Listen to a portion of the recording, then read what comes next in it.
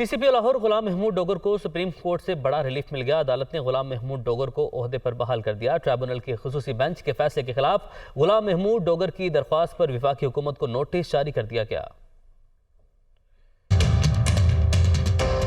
Supreme court کا بڑا فیصلہ، سی سی پی او لاہور غلام محمود ڈوگر بحال۔ عمران خان پر حملے کی تحقیقات کے لیے بنائی گئی جے آئی ٹی بھی مؤثر ہو گئی۔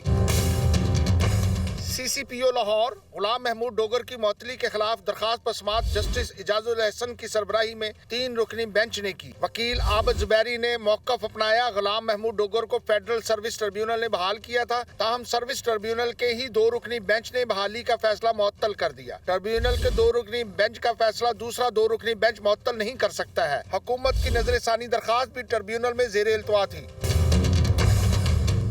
جس پر جسٹس اعجاز الاحسن نے ریمارکس میں کہا کہ ٹریبیونل کا ایک بینچ دوسرے بینچ کا فیصلہ کیسے معطل کر سکتا ہے۔ خصوصی بینچ نے ایک جانب کہا درخواست قبل از وقت ہے، ساتھ ہی حکم معطل کر دیا، جبکہ جسٹس مظاہر نقوی نے استفسار کیا لاہور ہائی کورٹ نے کیسے کہہ دیا کہ آئینی درخواست قابل سماعت نہیں۔ وکیل عابد زبیری نے کہا کہ صوبائی حکومت سی سی پی او کو ریلیز نہیں کرنا چاہ رہی تھی۔